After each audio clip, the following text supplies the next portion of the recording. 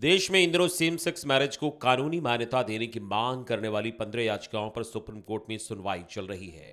Chief justice DY Chandrachud, justice S K Kaul, justice S Ravindra Bhat, justice P S Narasimha और justice हिमा कोहली की 5 जजों की संवैधानिक बेंच इसकी सुनवाई कर रही है। और ये मांग देश में लगातार उठ रही है कुछ हिस्सों में और कुछ लोगों के द्वारा। और इस पर केंद्र सरकार ने भी अपना जवाब कोर्ट में रखी है। और इस पूरे सुनवाई के अगर कुछ अंश पर चर्चा करें तो आप ये समझ पाएंगे आसानी से कि आखिर किस तरीके से इस पर बातें चल रही है, केंद्र सरकार का क्या कहना है, कोर्ट क्या कह रही है। चलिए उसके कुछ अंश आपको हम बताते हैं कि किस तरीके से सुनवाई में बातें सामने आई। केंद्र सरकार की ओर से सॉलिसिटर जनरल तुषार मेहता और सेम सेक्स मैरिज के पक्ष में लगाई गई याचिकाओं की पैरवी मुकुल रोहतगी कर रहे हैं। और सुनवाई में केंद्र सरकार ने कहा है कि solicitor general S G Mehta ने कि सेम सेक्स मैरिज का मुद्दा ऐसा नहीं है जिस पर एक पक्ष बैठे 5 लोग, दूसरे पक्ष में बैठे 5 लोग और बेंच पर बैठे 5 विद्वान बहस कर सके। इसमें दक्षिण भारत के किसान और उत्तर भारत के बिजनेसमैन का भी नजरिया जानना होगा। साथ ही केंद्र सरकार की ओर से कहा गया कि हम अभी भी इन याचिकाओं के आधार पर सवाल कर रहे हैं, क्योंकि हो सकता है कि इस मामले पर सभी राज्य एक राय न हो। हम अभी भी ये कह रहे हैं कि क्या इस मुद्दे पर कोर्ट खुद फैसला ले सकती है। वहीं सुप्रीम कोर्ट की ओर से कहा गया कि हम जानना चाहते हैं कि याचिकाकर्ता क्या दलील दे रहे हैं, देखते हैं कि याचिकाकर्ता और हमारे दिमाग में क्या चल रहा है। फिर केंद्र सरकार ने कहा कि यह बहुत संवेदनशील मुद्दा है। वहीं याचिकाकर्ता वरिष्ठ वकील मुकुल रोहतगी ने कहा कि हम अपने घरों में प्राइवेसी चाहते हैं, साथ ही यह भी कि हमें सार्वजनिक जगहों पर कोई लांछना ना सहना पड़े।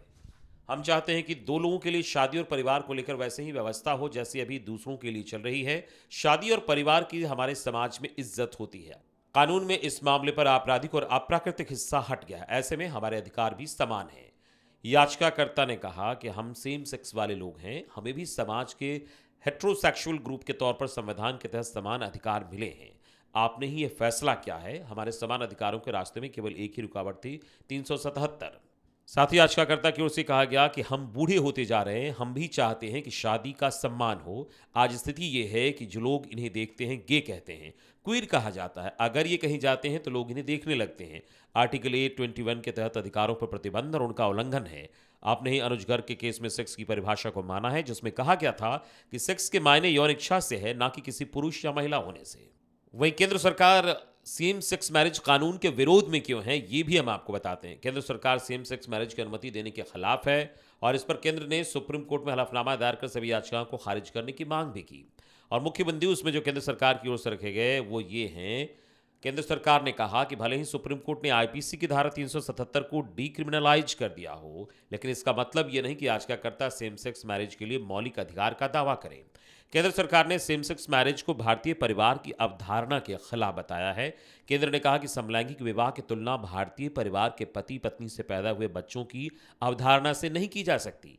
कानून के मुताबिक भी सेम सेक्स मैरिज को मान्यता नहीं दी जा सकती, क्योंकि उसमें पति और पत्नी की परिभाषा जैविक तौर पर दी गई है। उसी के मुताबिक दोनों के कानूनी अधिकार भी हैं। सेम सेक्स मैरिज में विवाद की स्थिति में पति और पत्नी को अलग अलग कैसे माना जा सकेगा। कोर्ट में केंद्र ने कहा कि समलैंगिक विवाहों को कानूनी मान्यता देने से गोद लेने, तलाक, भरण पोषण, विरासत से संबंधित मुद्दों में बहुत सारी जटिलताएं पैदा होंगी। इन मामलों में संबंधित सभी वैधानिक प्रावधान पुरुष और महिला के बीच विवाह पर आधारित हैं। और समलैंगिक विवाह को कानूनी मान्यता देने से जुड़ी याचिकाओं में एक याचिका हैदराबाद के समलैंगिक कपल सुप्रियो और अभय की है। कपल ने अपनी याचिका में कहा कि दोनों एक दूसरे को 1 दशक से ज़्यादा वक्त से जानते हैं और रिलेशनशिप में हैं। इसके बावजूद शादीशुदा लोगों को जो अधिकार मिले हैं उन अधिकारियों से वंचित रखा गया है। तो एक तरीके से कहा जाए कि इस मुद्दा को लेकर लगातार मांग उठ रही है और ये मामला फिलहाल कोर्ट में है। अब देखना होगा इसको लेकर क्या फैसला आता है।